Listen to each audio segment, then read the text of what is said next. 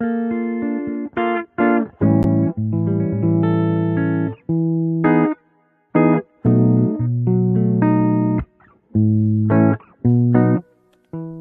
and gentlemen, welcome to the Above the Bar podcast, where each week we belly up to the bar with a new guest, find out what they do, who they are, and what makes them great. So sit back, relax, and enjoy.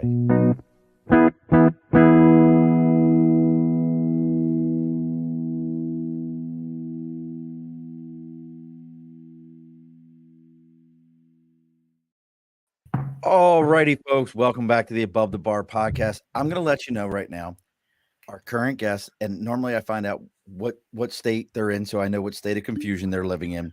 I didn't get it, but I love the fact that, you know, someday StreamYard will give me the ability to record before and after the show some of the backstage stuff, which I've already told them they need to do.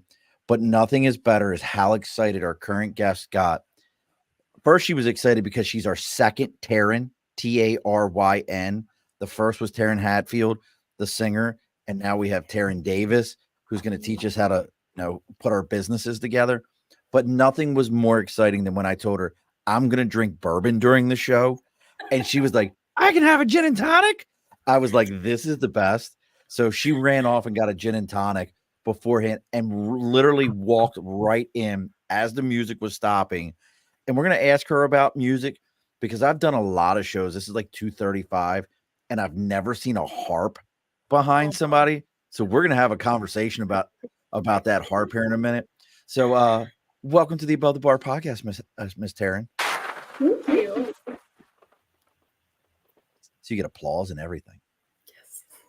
So is that a legit harp? Yeah, it is. You play, there's music. I can see a sheet of music right there. Yeah. This is a Celtic lever harp. And it's got, I think, 34 strings. I also have a pedal harp, which is closer to what you typically see in an orchestra. I've been playing for about 15 years. And yeah. That's a whole conversation. So, I started. Yes. I will go as far as you like. I don't want to steal the show. I'm going to ask you about that. I'm very curious already, and I know we're going to be talking business strategies and culture and values and all those things. But let's go ahead and get some house cleaning done before we get into talking with Taryn. As always, folks, over my right shoulder, we got the big board for Sticker and a Cause. If you got something you supported, maybe you have a harp band. You play a rock and roll harp, which I did go to the Saratoga Jazz Festival and did see a jazz harp. So maybe you have something like that going on. You've got something you're looking to support.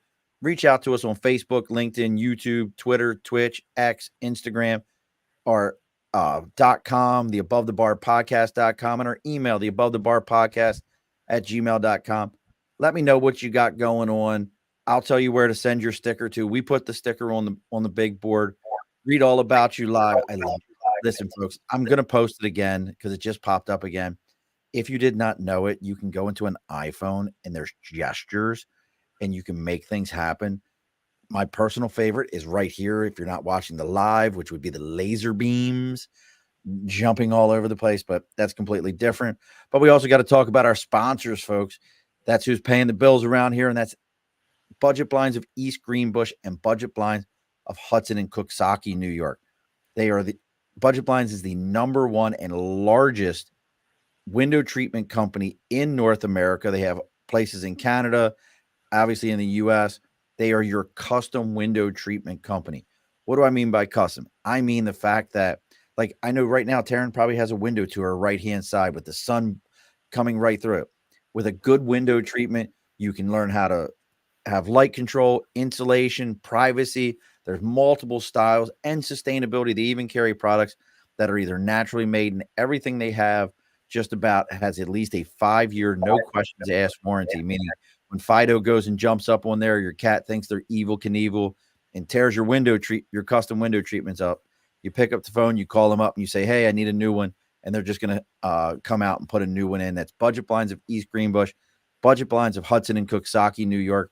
Let them know you're there to belly up to the bar, and they're going to give you a 15% discount off your entire order. All right, Ms. Taryn, all the house cleaning is done. Okay, well then let's cheers because it feels inappropriate to not Oh, it cheers. does. So cheers, Sean. Salut. Santé. Oh, good. Oh, you went with the Irish Santé. I love it. French, actually. Mm. Wait, hold on. I always thought that was an Irish. Well, I know santé from French. Or maybe I'm thinking of what's the Irish one? Shalom, not shalom. That would be Jewish. Shalom. That would not be. I'm unprepared for this question. I'm sorry. I I- did not prepare my It's all various right. linguistic cheers. So Which now, is what silly. state are you? What state do you live in? I'm in Idaho right now. Oh, listen, you're gonna call me a crazy person again. Again.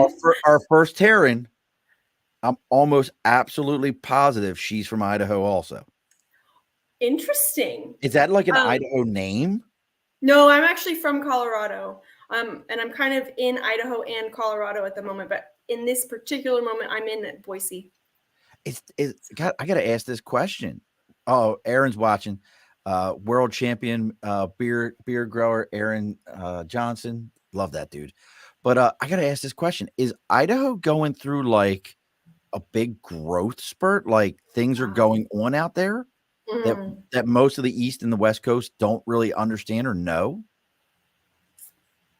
I don't know if they understand or know it. It has grown a lot. What I want to do is say, everyone stay away. Don't come here. Yeah, don't go there. Bad It's place. horrible. It's Don't cold. come. It's a lot of potatoes. A lot of potatoes. Oh, boring. Who likes So- potatoes anyway? Starchy. Very not good for not good for your trendy diets. Not good for trendy diets. A lot of potatoes. But I feel like I get I've had a lot of guests. Like Montana was a big one for a little bit there, and then Idaho. Like, so I'm wondering, is there like this trend of like what I would typically call the land that God forgot, like out there that like nobody was really living in. There's like population density isn't huge, but now it seems like everybody's heading out that way. It's interesting. Now I got to ask you this before we get into what we plan on talking about. And look, folks, as we're going through this all with Taryn, and you want to know what she's got going on, she does have a website. It's TBD Tango Bravo Delta strategies.com. That's TBD strategies.com. I got to ask real quick though, what is what gin are we using? What type of gin? Oh, I'm so glad you asked. This is Empress 1908. It's super fun because it's actually purple. And so when you buy it in the bottle, it looks sort of blue, and then when you add the tonic, it changes color. So it's just a fun statement piece, really. It's the best gin to use on a podcast for sure. That is pretty good. So we'll have to see about getting you a bottle of this one. Then this was one of our former. Do you know the show Downton Abbey? Yes. Did you watch Downton Abbey? I did. Do you notice the castle on it? That is the castle. And so this is their gin. Wow. So it's called High Clear Castle Gin, and it's actually really interesting. So when they made this, the gentleman who was involved in it, Adam, was telling me it's a gin that they used a wheat, or was it a wheat or oat? They used an oat in it that's not typically associated with a gin, so that it lingered on your palate a little bit longer. Oh, I'm so interested. So it's a gin you can sip. You don't have to mix it with anything. I'm so interested. That's fascinating. You should check. And he was also the person who educated me on where the term gin and tonic, how that was created. It actually okay. Welcome to me telling you about how I know about things to get drunk with, folks, on this episode. But no, he was explaining it to me that it had to do with when the English were traveling by sea, and they needed to give medications to the troops. They one of the things that they had to give them for scurvy or something like that was absolutely gross, and they had problems giving it to them. So they would mix it with tonic water and gin. They needed the lemon, and they would mix it and give it to them, and it eventually just became a drink. And that's I'm probably giving a horrible adaptation of what the history here is, but yeah, that's basically how that happened. Well, Sean, that sounds about right. My dad is British, and that's what he's always told me, is that you drink gin and tonics to keep away scurvy. That's it. Well, then your dad also knows my favorite summertime cocktail by far. One of these things that as Americans we don't know enough about, but if we had, if we would spend the time to have this drink, it is by far the best warm summertime sitting by the pool on a hot day drink. Pim's 1 cup. Oh, yes, 100%. Also, if you're having a croquet party, Pims, do it.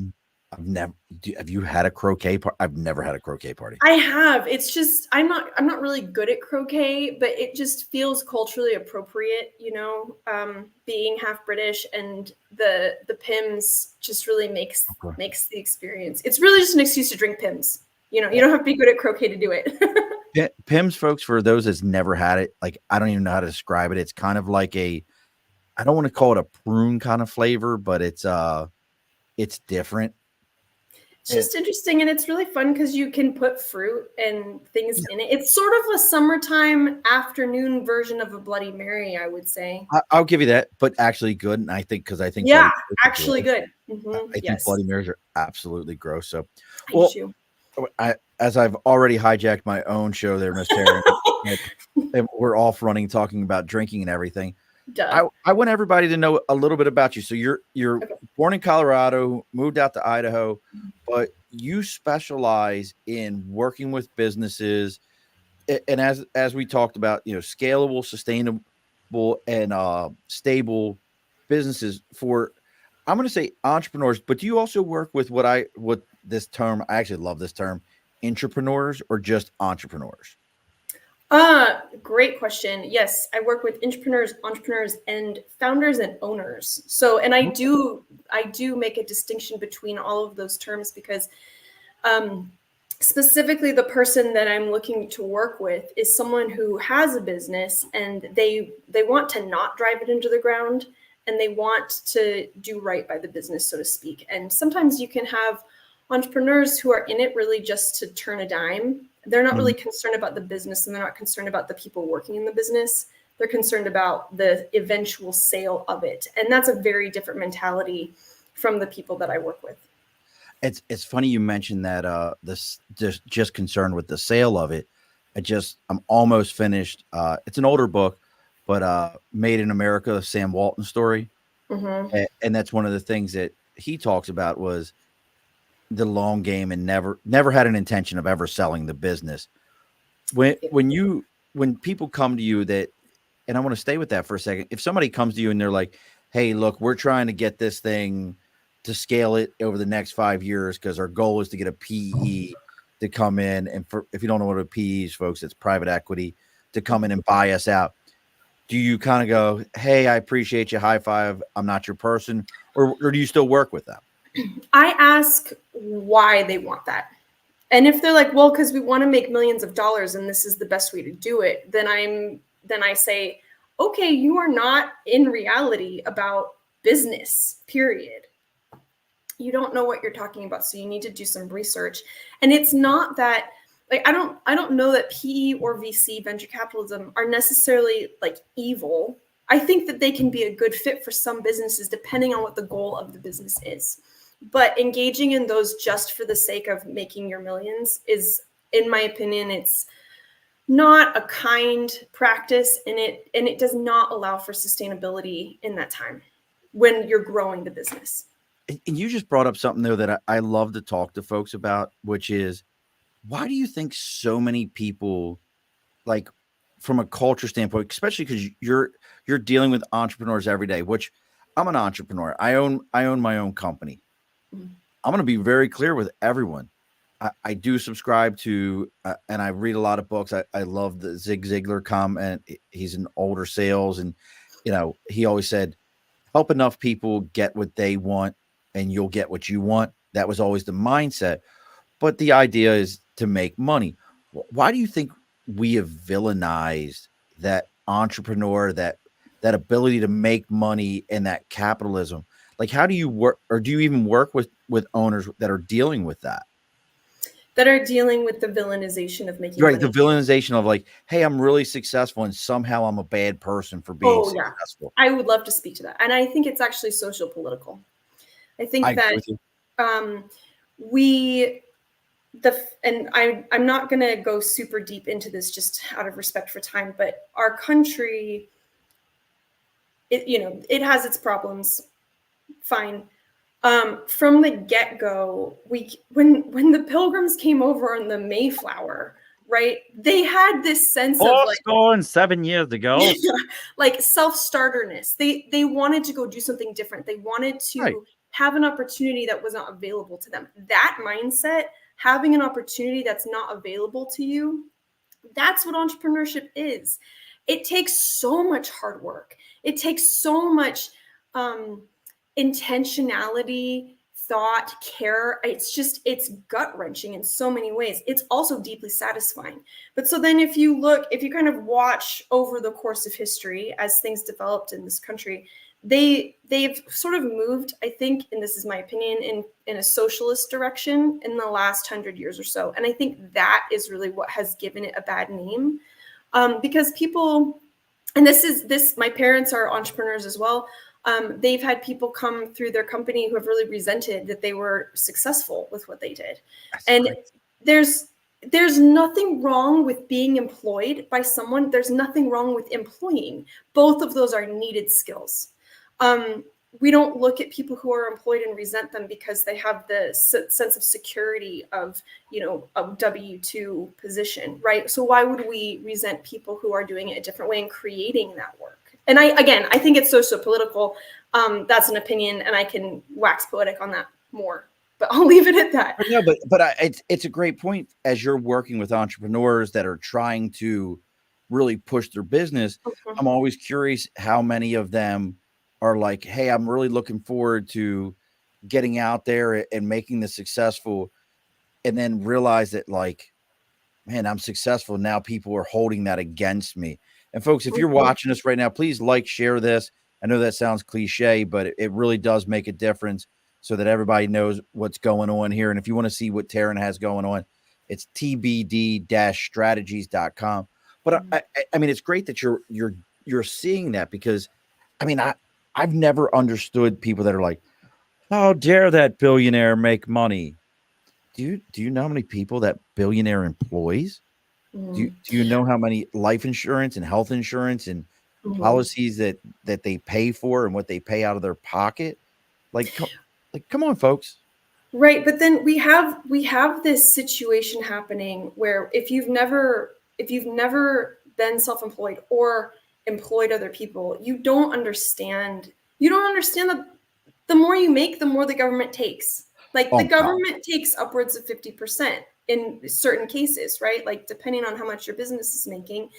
It is hard to be successful as an entrepreneur. It's hard to be successful owning a business. It's not like there's all of these special give-ins for you because you're going out and doing it that way. And then when you start employing people, then you have all of these regulations to deal with. Like it's a mess, So I don't even think it's unkindness necessarily that people are having in that space. I think it's just maybe they just don't understand like what all goes into it, and then they think that, well, you just happen to, I don't know, you were just lucky, and luck has something to do with it, but it also doesn't. It's like sweat and blood and tears. A lot of sweat equity in there. But it's funny, you people not understanding, and then we'll get off this topic here in a second. But I've had this conversation. I used to do staffing, and I was a business development director, and I used to explain to people that, look, 27% of 27 cents on every dollar that an employer pays you here in New York, that employer pays to the state. So so as an employer, I pay the state. You have taxes taken out of your check, so you're paying the state and the federal government. Not to count when you go and purchase something here in New York, it's another 8% sales tax here in New York. So you're easily over 50%. And that they're like, huh? I'm like, look, folks, every time you hear a state go, we're going to raise the minimum wage. Everyone's going to live better. That's because they don't care that the money's coming out of the entrepreneur's pocket. Yep. They just know that every time they do this, they get more money. Mhm. They're able to create wealth for themselves Exactly. out of somebody else's. So think about that every time you go for a raise and your boss is like, man, I can't pay you any more than what I'm paying you. That's Mhm. because your dollar an hour Mhm. costs them $1.27 Mhm. an hour. So that's my rant on that. Yeah, and the last thing I would add on this subject is rather than bashing, I suppose, business owners or entrepreneurs for success, we should be asking, are they in bed with politicos? Is there a private-public partnership happening here that is either making it easier for that business owner to rake in millions or billions? What's happening on the political landscape that's like making big business bigger? Because I think that's really what we're talking about here. Right. I think that by and large, people have respect for small business and they want to support it. But they get antsy about big business, and rightly so. But then we need to start asking more questions, ultimately. I'll give you that. I'll give you that. And that kind of goes into what we're talking about here today with what you're doing. So what brought you to that point where you felt like, I heard you just say your parents are entrepreneurs. So obviously you grew up in an entrepreneurial household. You understood that, like, hey, business wasn't good this month. Mhm. We're not grabbing the Kellogg's box. We're grabbing the store brand box of cereal. Mhm. You understand those kind of things. But what was it for you that brought you to being able to say that, hey, I'm going to do these things helping businesses out? Um, so yes, I grew up watching small business. I worked in small business. Most of my career has been in small business, and then I actually got my master's degree in library and information science, which Say sounds super library. weird. I Did you say did, yeah. So my bachelor's is linguistics and English literature, and then with minors in French and Italian. So I'm fluent in French. I speak some Italian, and then I lived in France for 2 years, came back, got my master's in library information science because I was interested in systems and information and how humans interact with those things. And then I couldn't get a job immediate in that field because I didn't want to be a library director. I wanted to go work in competitive intelligence, which is essentially helping businesses use data and data mining to understand what the market looks like. How do we leverage different points of our market in order to make business decisions, essentially? So I ended up getting a job in CPG, consumer packaged goods, so food manufacturing, working for a hummus company. And while I was working there, I was there for 5 years. That was it was a startup, and then I worked in most areas of that business. My last position was as continuous improvement manager, where I learned about continuous improvement and change management. And I was like, whoa, whoa, whoa. Small business needs this. Like, small business needs this. And most founders do not understand. They do not have access to those concepts. And those concepts change how you do business. It's amazing. Six Sigma for a small business, most of us, and I'm a culprit of it. I would look at Six Sigma and be like, I can't use that. That's too big for me. And folks, if you don't know what Right. Six Sigma is, I'll give you kind of and Taryn will tell me if I'm explaining this wrong. Six Sigma is basically it was invented by Motorola. It was their process. And basically the idea is you have a system that goes A, B, C, and it's a way to take B out of the equation and just go A to C and to streamline what you're doing. Some of it you'll see if you ever wonder why your company moved a machine 6 feet over, that was probably continuous improvement Six Sigma to save 15 seconds of movement each time somebody did something. Did I explain it right? Yeah, I will. Like, I think the thing I would highlight with it is that it's about finding efficiencies in the day-to-day operations so that we can recoup lost time and be able to work better, I think. And what we often see in any kind of business, whether it's a service or a product, we build waste into processes and we're not even aware that we're doing it. So like your example about the machine being moved over 6 feet, you move that machine 6 feet and okay, it's a huge undertaking. But then when you look at the waste that you have captured, that you've eliminated by doing that, it creates massive savings over time in efficiencies on the line and how we think and how we work. Now, for as you're working with businesses, are you approaching using that scale in the scalability side? Mm-hmm. How much of that CI, continuous improvement, do you talk to them about? So I'm gonna drag this question over to where I want to answer it. Okay. And I will answer the question. Drag it over. So the first thing that I do with businesses I work with is I look at how stable is this organization? Is it being dragged to and fro because the founder or whoever is not clear on the direction and the strategy of the business? And most founders struggle with strategy because it feels big, it feels nebulous, feels hard to get into. Are we doing it right? Do we need to spend 9 months creating a strategic plan that we're never going to execute? Like those kinds of things. And so when we're looking at the stability of the company, the reason we start there is because if the company isn't stable, it can't scale. You're building on a really faulty base. So our first goal is to stabilize that and then look at how are we scaling this? Are we scaling it in a way that's going to be able to continue to grow as we move and as we take on new customers, as we discover new markets? We want to build those things into the foundation of the business. And that is where continuous improvement comes into play. I am a huge fan of the Shingo model for operational excellence. If you've never heard of it, this is a public domain document. Is that the guy who went to Japan and worked with the Japanese? Is that Shingo?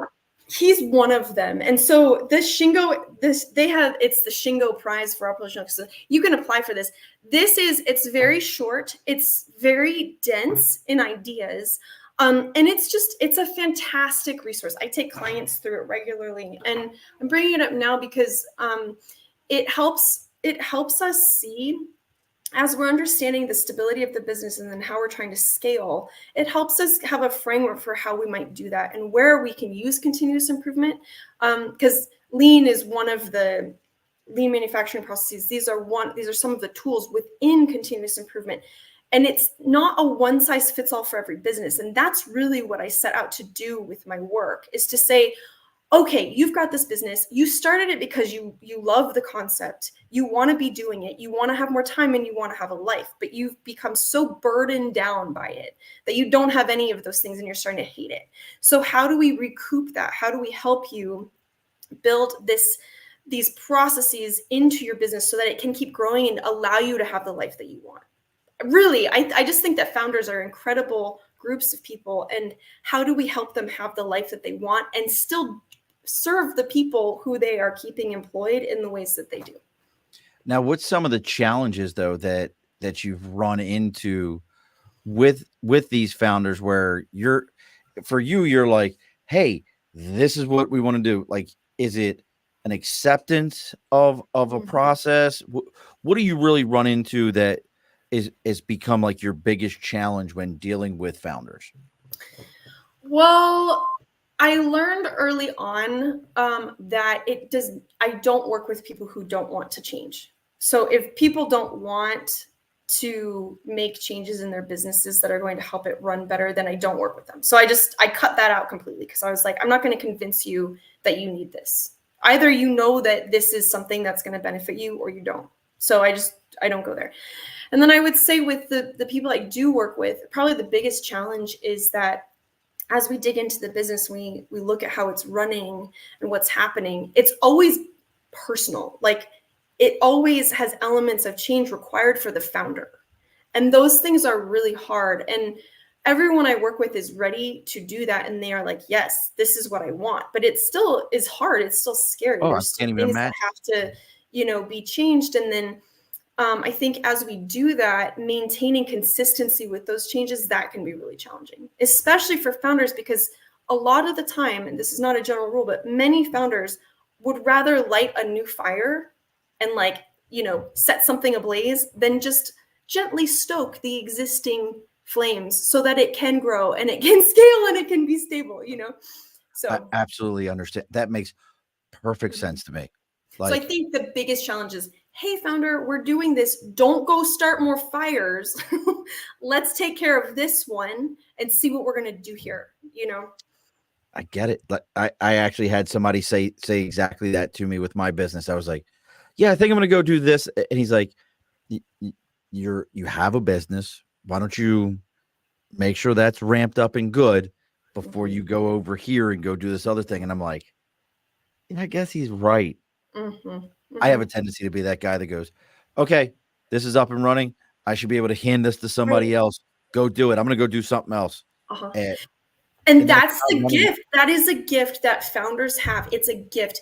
But like what we have to do, and this, again, this is what I do with people, teach them, create. That's great. Hand it off. I want you to hand it off, but we can't hand off a mess. We have to clean it up first and make it something that somebody else can run. Because 99% of people, you hand them a mess and they're going to be like, and then they're going to run away and you get the mess back and it's worse. So it's on you to clean up your mess first, make it sustainable, make it repeatable, put a process in place, use your team to do that and then hand it off. And that is honestly, I think that's the secret to scaling well, so that you're building onto something. It's got to be a repeatable, sustainable process. Exactly. I definitely understand. We used to talk about that in the Marine Corps a lot. Like, Mm-hmm. I don't care how you do it, as long as foundationally it's the same, so that if I walk into another office, it's being done exactly the same way. You might say happy, I might say glad, but it's still the exact same way. But now you also, and I love, look, folks, if Taryn ever sends you an email, you'll have PS, PPS, PPPS. You'll have more things. And I always thought it was PSS, PSS. I didn't know it was the P's go first until I got her email. But one of the things that she has that she works with, and I'm curious, did you create it? Is the Entrepreneur's Reflection Deck. Now, what is that? Thanks for asking. I did create it. I'm so excited I get to talk about that here. So this is a deck of 52 cards. Ta-da! It's a little glary. Sorry about the sunshine. And I created this because not everybody. Have that. You could. I know. Why don't I have the blinds? Yeah. Some people don't want to work with a consultant, and that is fair. But guess what? Like you can like I've basically taken the industry knowledge about what I've learned working for 6 years with entrepreneurs and founders, and I created this card deck of concepts because most founders, they don't want to read a whole book. They want a bite-sized piece of information that they can go do something with. So each card is a concept, and then I'll just show you one. So each card, like this one, this is symptom. So the concept is symptoms. When we're dealing with problem solving, we have symptoms and we have the root cause. We have the actual problem.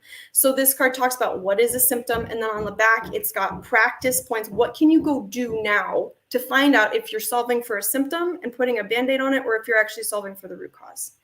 So the goal really is to give people in their businesses a low barrier to entry point to work on the business, to pull themselves out of it and work on it so that they can do these things that are going to help it scale and sustain.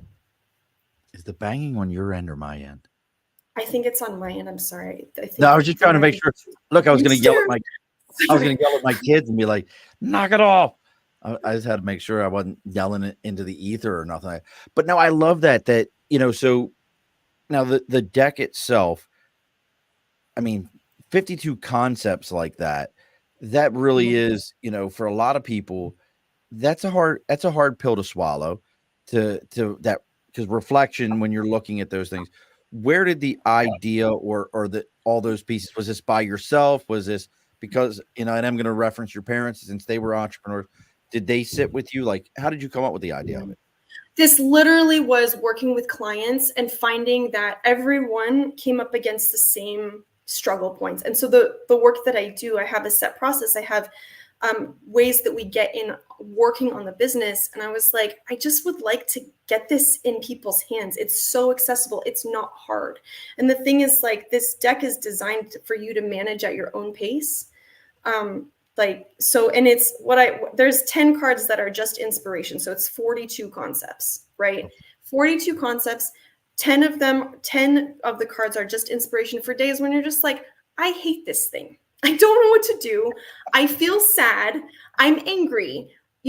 Pull an inspiration card, sit with it for 5 minutes, allow yourself to get a different view of the business, and then go do something different. So it's intended to be a kind, gentle tool to help people move through difficult instances in the business. Because as you know, being a founder is lonely. Yes. It's a lonely space. And so this has been an idea in my mind probably for several years. And then I finally was able to execute on it last year. And then I'm working on 2 accompanying decks right now. One is continuous improvement. So that deck will be solely continuous improvement concepts. And then the other one is change management. So that will be just change management concepts. And again, it's because sometimes sitting down and reading a book on these things can be so intimidating. And it's just like, I don't have time to sit down and finish a book right now. But I could pull a card and just interact with one piece of it. And this is all on tbd-strategies.com. Mm-hmm. Yeah. They can find all that there. Go to the shop. Order your deck. Yay. And sooner Plus, it's fun and colorful and pretty. They are very colorful. Now, with the deck and all these different ideas, you touched on something that I'm curious with your experience and working with founders and working with entrepreneurs and even intrapreneurs. One of the things that I know a lot of us experience, I've experienced and was able to just kind of push myself through it. That's just the way I am. Mm-hmm. But we can feel trapped within our businesses. Yes. How are you working with, or how do you help someone move through that trapped feeling within a business? Thank you for speaking to this, because so many people feel this way. The first thing I do is create awareness. So what often happens with people who start businesses, they in their business are like this. We're the same person. Right. And the work starts with, okay, you're not the same person. Your business is a separate entity. So we create that awareness. Then it's, okay, you're here. You have these values and desires and wills. You're over here. What is it that your business is different in? What is the identity of your business? So we do work around those identity pieces to say, your business exists for a specific reason. It exists to serve specific people. And like, who are those people? Who are those people that it exists to serve? You have a different reason for existing. You have different things that you get up to do every day than your business. And initially, that can be kind of hard to connect to. But as we go through that process of understanding better, okay, how am I different from my business? It allows for so much space. And that is what kind of helps people then come away from that trapped feeling. And the last thing I will say about, have you read Rime of the Ancient Mariner by Coleridge? Nope. Okay. So this is an epic. Say the name again. Rime. The Rime of the Ancient Mariner. Rime of the Ancient. I love when people tell me things to read. Mariner. Okay. So this is an epic poem written by Coleridge. And it's about this sea captain who goes to sea with his crew on a ship. They see an albatross as they're leaving port, which is a good sign. It's a sign of luck and good portent. And they shoot it down. So then the rest of the story, I know, right? The rest of the story, or the poem, is about all of the terrible things that happened to them because they killed this albatross. And they've got it on the ship for the length of the poem. So the last image of the poem is the captain, and he's stranded on this spit of land, and he's got the dead albatross wrapped around his neck. And I read that poem in 8th grade. That has stayed with me all this time. And when I was like, I need to do this with business, that was the thing. It's a long poem too. This isn't like roses are red. No, I know, right? So the point being, that picture of, you've got this captain, you've got this business owner, this founder who started this thing that is a blessing. It is meant to be a blessing. It's meant to be a gift, not just to them, but also to their staff, to their family, to the customer. But it becomes this dead weight that they're so sick of carrying around. That's what I'm trying to help people with, is to let that albatross live again. Let's resurrect it. Let's let it not be this heavy thing. That is, you aren't kidding. That thing's long. I had to flip it over. Like in the 1800s, they were really bored. I'm sorry. I don't get it. Like you just got to bear with the fact that like when somebody's like, "Hey, I've read this thing from the 1800s," and you look at it, you're like, "Damn, y'all had a lot of time on your hands." There was no binge watching of anything. Right, It's like, right. have you ever read The Richest Man in Babylon? I haven't read that yet. It's on my list. So It's highly recommended. it is highly recommended. It's a great book, but it's actually a whole bunch of pamphlets Mm, that the guy wrote and then turned it into a book. mhm, And he was like a contemporary of Rand McNally, the guy who mhm, wrote it. He mhm. was a cartographer, so it's like, Amazing.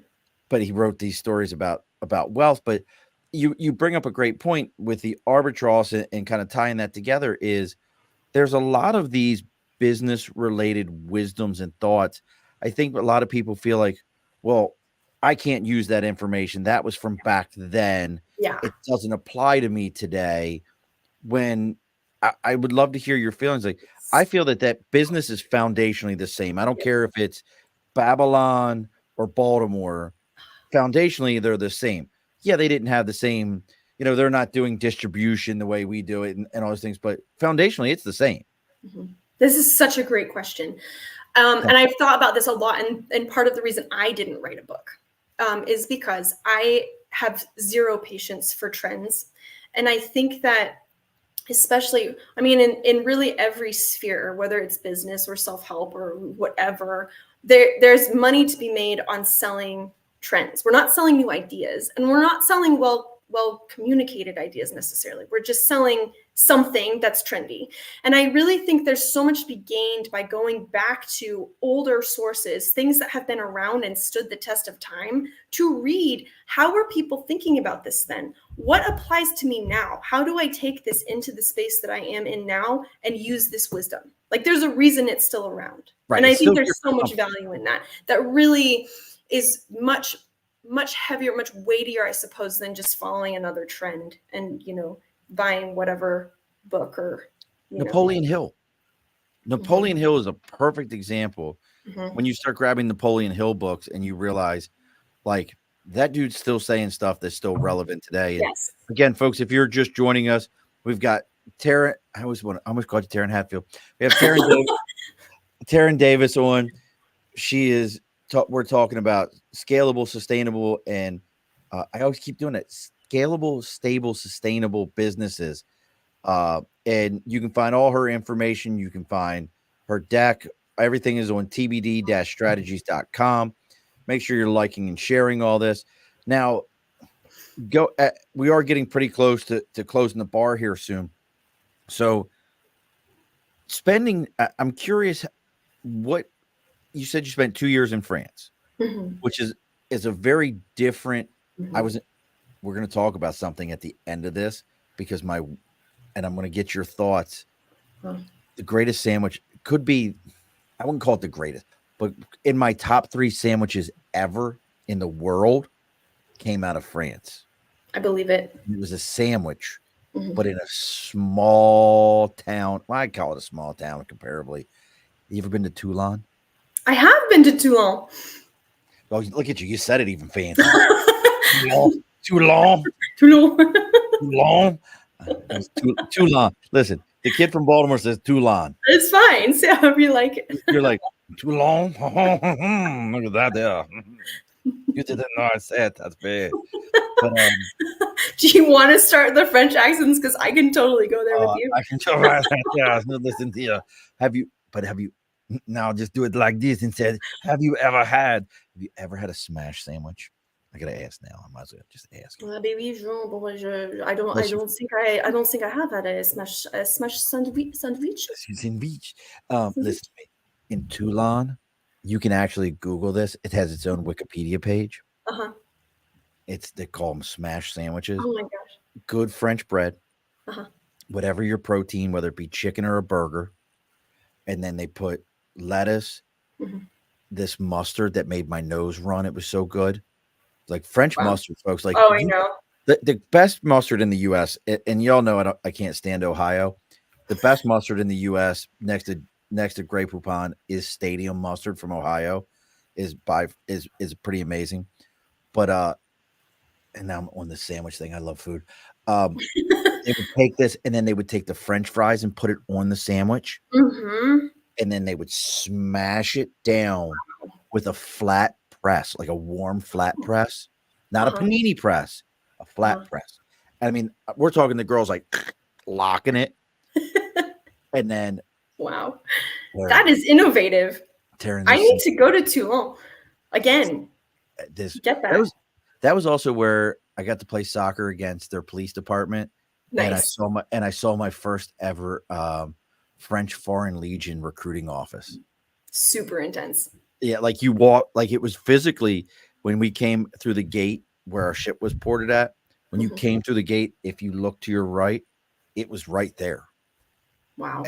And we truly could have walked right. If we'd have walked in there, they'd have took us. And other than being UA from the Marine Corps, they would have took us. They'd have been like, "All right, you're a French Foreign Legion now." That was my question. Did you try to sign up? No, God, no, I'm not that. Listen, I love being a Marine. There's something about the French Foreign Legion when they're like, we'll take felons, murderers. As long as you're not French, we're good. If you didn't know that, French Foreign Legion folks are not French. They're speak French. Mm-hmm. They speak French after being there. They don't necessarily come there speaking French. Yeah, they don't necessarily, but they everybody there speaks French, and that's what the only ones that are French are officers. The officers. Makes you wonder, like all the things that they're doing, Have you not to get I wonder about them. I haven't done a deep dive. If you ever want, and we're gonna get back to business development here in a minute, folks. If you ever want to take a dive and really be like, oh, look at the French Foreign Legion in French Indochina, aka Vietnam. Mm-hmm. Their techniques before the French walked away and the U.S. stepped into Vietnam, the French Foreign Legion, they were the epitome of, you poke me with a stick, I'll smash you with a bat. Wow. Yeah, they would do things like today people would be like, that's a war crime. I'm pretty sure that's a war crime. Pretty sure that's what that was. And they're like, I don't care. Yeah, we're gonna go ahead and do this because they're all felons and criminals. Right. So I want to get into this. So I know, again, folks, if you get an email from Taryn right there in one of the PPPSs, we'll have a link that you can set up a consultation, and she'll go through the process to make sure that the service that she offers you is the right. But what are some of the other ways that if somebody was like, hey, I'm listening to this, she sounds like, the type of person that I could work with. And listen, folks, I'm a firm believer that no different than any other sport, business is a sport. Understand that there are winners and there are losers. You need to figure out who you are, and the best winners out there have coaches. Guess how I find my coaches, folks? It's my podcast. I gather information from all these people this way. I do it. But if you want to find out how Taryn does it, how can people find you, or what is that evaluation process going to be like for them? The other place I'm on LinkedIn. I have stayed off of social media in terms of Instagram, Twitter, etc. on purpose. No. Largely just because I didn't feel that it served my business and what I was trying to do with it. It's something I reevaluate periodically, but I haven't really found a reason to go do that right now. Otherwise, so if you email, or you can go to my website, poke around, and I've got, if you want to give me a little bit of context for what it is that you're doing, what you're looking for, I have a little form that you can fill out that will give you a sense of how I'm thinking in terms of what are we looking for? How do we evaluate if this is a good fit, if this is what you need even? And then I offer the free consultation largely because I really value having conversations with people about where they're at and what they need, and if this is it. And if it isn't, I will recommend things to you that I think would serve you better. So my goal really is to serve you where you are, what you're looking for, how to get there, whether I'm involved in the equation or not. So that first thing is really just like, tell me about what you're doing. Tell me what you're looking for. What is the pain point that you're really trying to find relief from?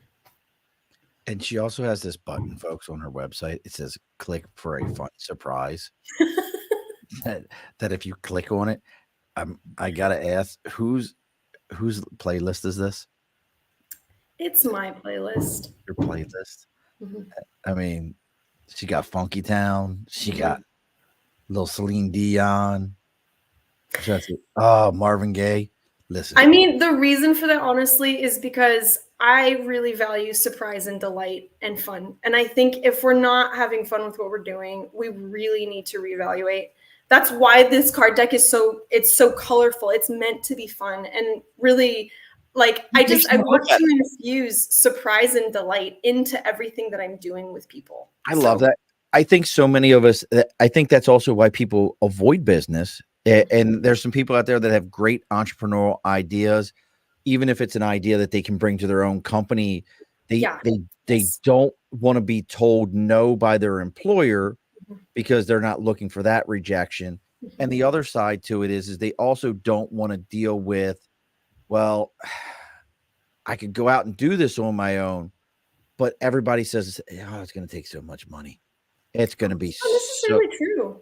And that's what I mean, we got a couple minutes. Why don't you speak to that? Because I think a lot of people don't know what it takes to financially to start a business. Yeah. Business starts with an idea. It's an idea. Ideas are free. And you know what else is free? Research. So if you have your idea and then you just start asking questions and you really try to assess, does this make sense? If you do that thought work beforehand and you just try to poke holes in the idea, you're going to create a really strong idea that will eventually, if you need to go get funding, it's going to stand up. It's going to be able to hold water and people will want to fund it because it will be a solid idea. Or if you don't want to look for funding, you can look for alternative ways if you feel like you need startup capital. Not every business needs startup capital. Right. It doesn't. So what I would say is what we're really looking for is what's the smallest thing that you can start with. Do not scoff at small beginnings. Everything starts somewhere and you can't do anything with something that doesn't exist yet. So if you want to start a business, what's the idea? What are you curious about? Go research, go find out what the answers to those questions are. Do that legwork. Also pay attention to, as I find out more information, am I still curious or am I bored? Am I over it? Or is there still something that's kind of moving me forward that I'm interested in?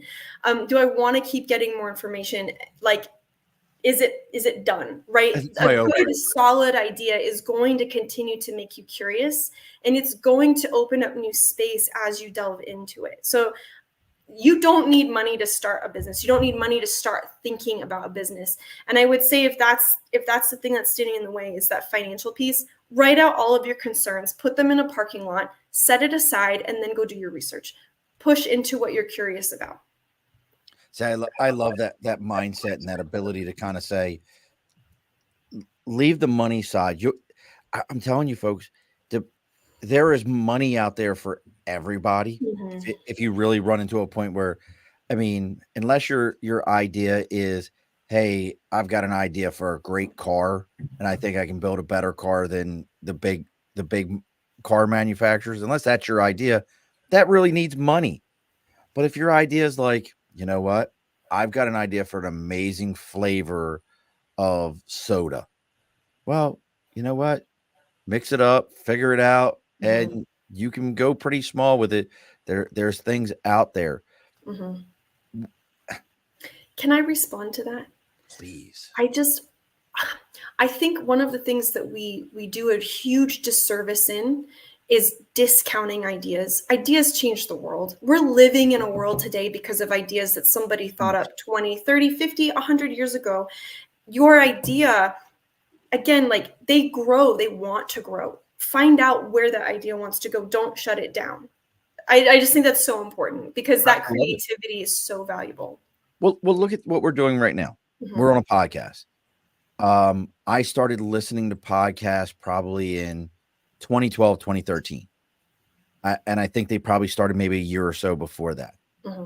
This is an idea that stems from public radio, from pirate radio, from cable access TV to now anybody who wants to do this, you can, folks, if you think you sound better than me, which you don't, but if you think you sound better than me, you can physically just pick your phone up, click on the podcast app, and start doing a show. That's what Taryn's talking about here. Every idea has a value. Every idea, there's something. I said I was reading the Sam Walton book. That dude, if you read his book, the one thing you will learn is he said, I'm going to be a retailer, but I'm going to steal everybody else's ideas and I'm going to put them into my store. Mm-hmm. And that's physically, like, that's the biggest thing I took from his book was don't reinvent the wheel, come up with one good idea, and then grab from everybody else who has a similar idea and put it into yours. And what I would say is, as you're delving into that idea, as you're finding out what you're curious about, then start asking, how does this generate or provide value? The best ideas, to your point, they're going to generate and provide value in some way. And that's how you know, is this worth continuing? Does it make me curious? Does it provide value? I love it. Now we're almost to the end. So we got a couple of things we need to take care of. Right. Now, one, I don't know where Nate's at. I'll have to get in his ass about this, but normally Nate would be here and he would pop up with this question. I'm going to go ahead and adjust his question and I'm going to make it 2-part. Okay. So is there a food that you now miss from being in France that you're like, I just can't get this in the States. It's just not a States thing. From France specifically. It's got to be specifically. I think what I miss the most is how they are with food. Like I miss, and this isn't really answering your question, but they have weekly markets, and we have weekly markets. It's not the same. The farmer's market is not the same as the weekly market that comes to your tiny French town. The first time I lived there, I was in a town of 5,000 people. But they still had a market come every week. And so I miss that. And then I would say I really miss probably the pastries.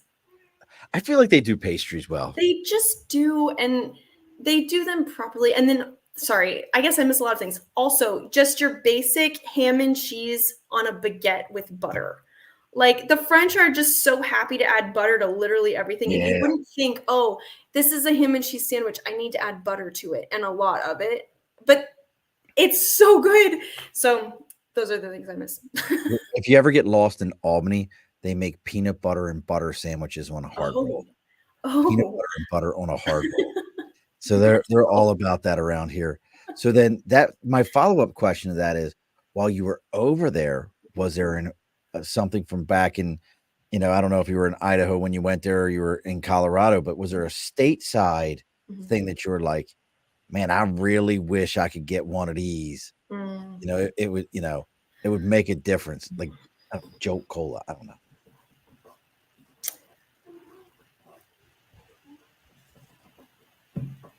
I want to say peanut butter, but I was able to source peanut butter while I was over there. You source peanut butter? Well, they sell it. At the time, I think it's more everywhere now, but at the time there were certain stores that would maybe have it. See, that was like a Bizarre Foods thing. Like, what's the guy who did Bizarre Foods? What the heck was his name? The bald-headed guy, the TV show Bizarre Foods. Yeah, I know. I don't know what his name was. I remember him doing an episode and being somewhere overseas and giving little kids peanut butter like on a spoon, and then being like giving this screw face look, like, what on God's green earth is this? Yeah. But for us, like, right, so ubiquitous. Like, no, the Europeans think we're nuts. They're like, ew, what are you doing? Give me a spoonful of peanut butter. I'm all over it. Like, absolutely. Well, see, these are important things. Like, so we're learning about world travel also, folks. Well, look, folks, if you want to know what Taryn's got going on, tbd-strategies.com. Check out what she has. You can set up a consultation. Even I let her correct me if I'm wrong, but maybe you have an idea for a business and you're looking to go into that entrepreneurial space, and you just need to have a conversation with somebody outside of your circle that you can say, hey, I'm really thinking about this underwater basket weaving business. I think I got something here. And you need somebody to be like, look, you'd be better off being a hamster milker than doing that. Yeah. Have that conversation. Taryn is the type of person that is going to be able to break this down for you. When you come and look at her website, do you, now I know you have this on your website, any upcoming events, places where people can see you talk or anything? If you're in the Boise area, I'm going to be doing a series of workshops on continuous improvement basics. So that's going to be through the Meridian Library. Zoom? Are they going to be on Zoom or anything? Those ones are not going to be on Zoom. I don't have anything online happening. Everything I'm doing is in person right now. But I do update that page regularly, and I do also tell everybody on LinkedIn about things that I'm doing. So if you go to LinkedIn and then you connect with me there, I always post what I'm doing on LinkedIn as well. All right. So then you got to go find her on LinkedIn, and then you can do all this other stuff. Mm-hmm. I mean, I love it. You know, you have so much going on. And look, folks, if you're finding us through Taryn or Taryn through us, make sure you take a moment, like, share, and follow. We're on Facebook, LinkedIn, YouTube, Twitter, Twitch, X, Instagram, TikTok. We have our website, theabovethebarpodcast.com. We have our email address. Bring all that in. Reach out to us. Now, don't log off afterward. Look, finally, you want to show up there, Tom. Tom decides to show up now. See, Tom is always a little bit late. This is pretty late. He's like, we're closing the shop up. You missed everything. You could have been here for the food talk part of this, Tom. Shoot. At the end, where we learned about good French food. Yeah. But you missed out. So maybe next time.